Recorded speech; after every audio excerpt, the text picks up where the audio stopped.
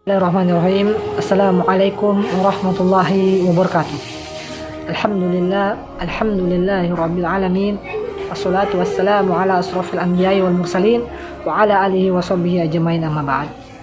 Baik teman-teman sekalian, pada kesempatan kali ini kami dari kelompok 7 akan membawakan presentasi kami yang berjudul Arbitrase Internasional yang insyaallah akan dibawakan oleh saudara Jais. Kepada saudara kami persilakan dengan hormat. Terima kasih. Bismillah, Assalamualaikum warahmatullahi wabarakatuh. Terima kasih atas kesempatan yang diberikan kepada saya. Saya Jais dari kelompok 7. Saya akan mempresentasikan makalah kami tentang arbitrase internasional. Oke, untuk mengefisienkan waktu, langsung saja dalam pembahasan yaitu tentang pelaksanaan putusan arbitrase nasional.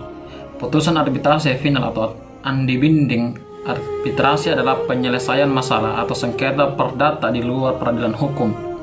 Sesuai yang tertuang pada pasal 1 ayat 1 Undang-Undang Nomor 30 Tahun 1999 tentang arbitrasi dan alternatif penyelesaian sengketa. Arbitrasi adalah cara penyelesaian suatu sengketa di luar peradilan umum yang berdasarkan pada perjanjian arbitrase secara tertulis oleh para pihak yang bersengketa. Arbitrasi internasional adalah menyelesaikan sengketa melalui pihak ketiga yang netral.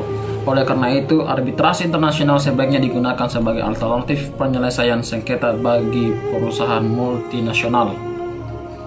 Putusan arbitrasi bersifat final dan mempunyai kekuatan hukum tetap dan mengikat para pihak. Yang dimaksud dengan bersifat final adalah bahwa putusan arbitrasi tidak dapat diajukan banding, kasasi, atau peninjauan kembali.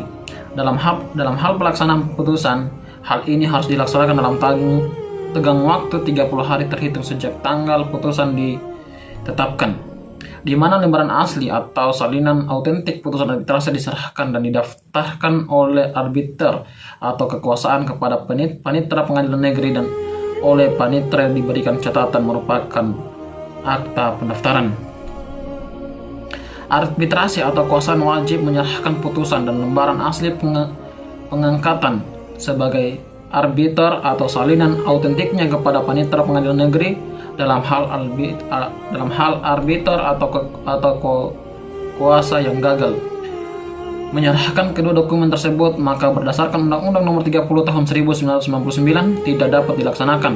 Dalam hal pemberian perintah pelaksanaan, maka ketua pengadilan negeri harus memeriksa dahulu apakah putusan arbitrase memenuhi kriteria berikut.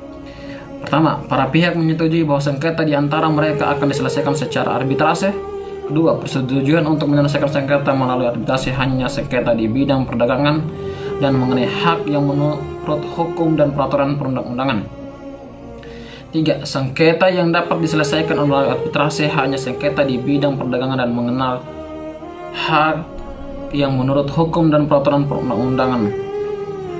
Sengketa lain yang dapat diselesaikan oleh arbitrase adalah yang tidak bertentangan dengan kesusilaan dan ketertiban umum. Pelaksanaan putusan arbitrase internasional. Arti putusan arbitrase internasional.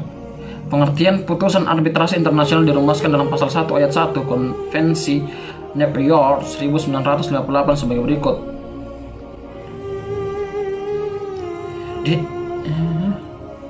Dalam pasal ini dijelaskan yang dimaksud dengan putusan arbitrase internasional adalah putusan-putusan yang dibuat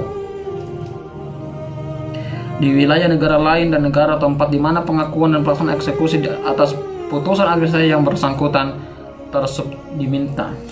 Berdasarkan pasal tersebut, maka yang menjadi syarat utama suatu putusan arbitrase dikatakan sebagai putusan arbitrase internasional adalah putusan arbitrase yang buat di luar negeri dan dari negara yang diminta pengakuan dan eksekusi.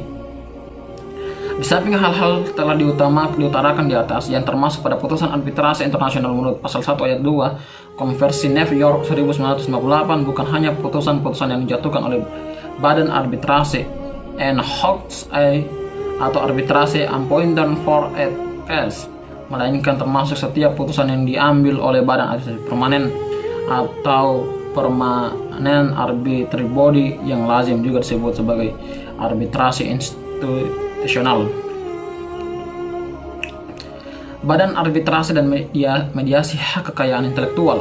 Penyelesaian sengketa arbitrase di BAM hak adalah cara penyelesaian suatu sengketa perdata di bidang hak yang didasari pada perjanjian tertulis dan oleh para pihak yang diselesaikan menurut ketentuan dan prosedur BAM HKI dan Undang-Undang Nomor 30 Tahun 1999 tentang arbitrase dan alternatif penyelesaian sengketa.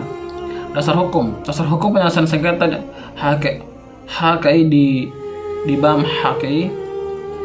Undang-Undang Nomor 7 Tahun 1999 tentang pengesahan Agreement Establishing the World Trade Organization, persetujuan pembentukan organisasi perdagangan dunia.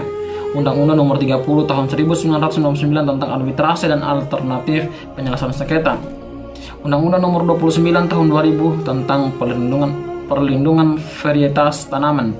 Undang-Undang Nomor 30 Tahun 2000 tentang rahasia dagang. Undang-Undang Nomor 31 Tahun 2000 tentang desain industri. Undang-Undang Nomor 32 Tahun 2000 tentang desain tata letak sirkuit terpadu. Undang-Undang Nomor 14 Tahun 2001 tentang hak paten. Undang-Undang Nomor 15 Tahun 2001 tentang merek. Undang-Undang Nomor 19 Tahun 2002 tentang hak cipta. Mungkin itu saja yang bisa saya dapat presentasikan. Lebih dan kurangnya mohon dimaafkan. Saya kembalikan ke moderator. Demikian. Baik, itu adalah hasil dari presentasi dari kelompok kami mengenai arbitrase internasional yang telah dibawakan oleh Saudara Jais. Semoga apa yang disampaikan dapat bermanfaat bagi kami sendiri dan bagi teman-teman sekalian. Sekian dapat kami sampaikan, kurang dan lebihnya mohon dimaafkan. Billahi taufiq wal hidayah. Wassalamualaikum warahmatullahi wabarakatuh.